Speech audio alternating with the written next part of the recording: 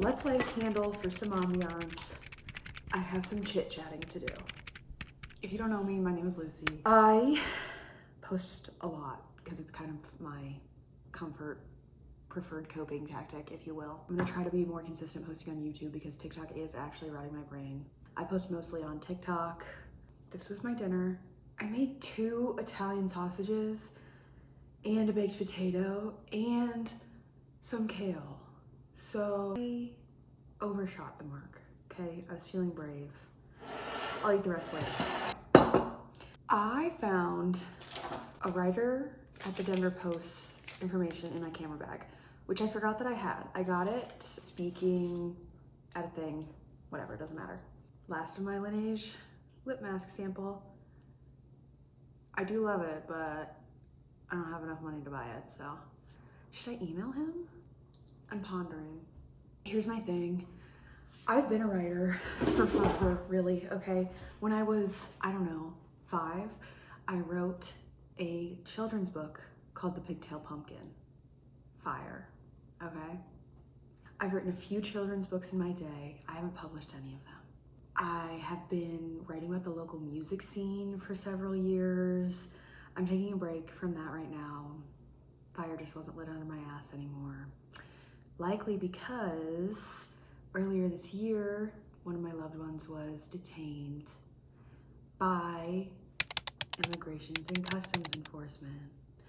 Anyway, been dealing with that. Been writing a bit about that, but the other part of it is I struggle to write about my own experiences.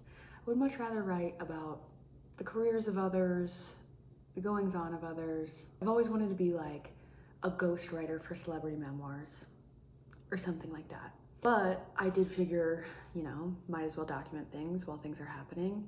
Got into, you know, helping a few other people document their own stories just to have as we move forward in this moment in history. But I don't know, it just got very intense very quickly, writing about things that were going on in my own life.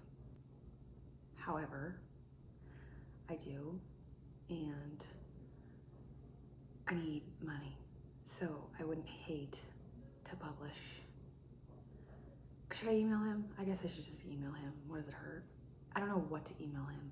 I mean, hypothetically I do. I would have to go back through my college archives on how to send a pitch email or whatever, because this was part of my degree. Journalism, I mean. But I've been using more of the technology part of my degree. I did English writing, rhetoric, and technology and political science.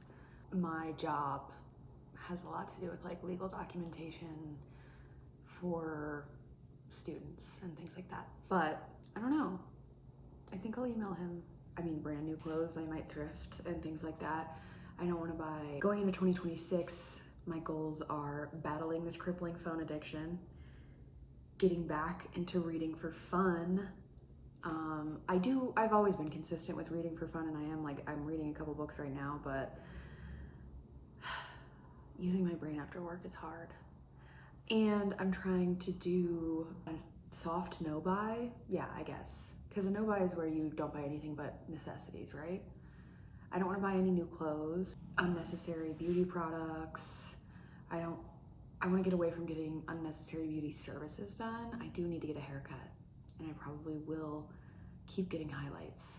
We'll see. I don't know. I need to save money. This immigration process is expensive, and it is what it is. I did just realize that I painted this hand, and then I forgot to paint this hand because I started doing some work.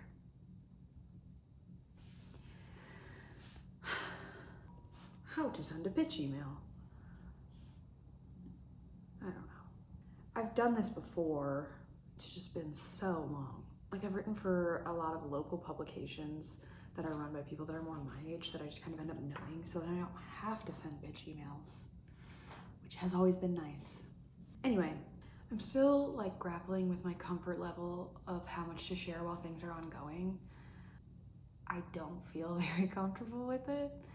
So yeah, sharing publicly is just really difficult. I really commend other family members of people that have been detained for speaking out, because this stuff is scary. I don't know, it's intense. It's really emotionally intense. I have a Substack called Civic Press. I'll link it here. I haven't written consistently in a while. Trying to be more consistent. Some of the things that I talk about on my Substack are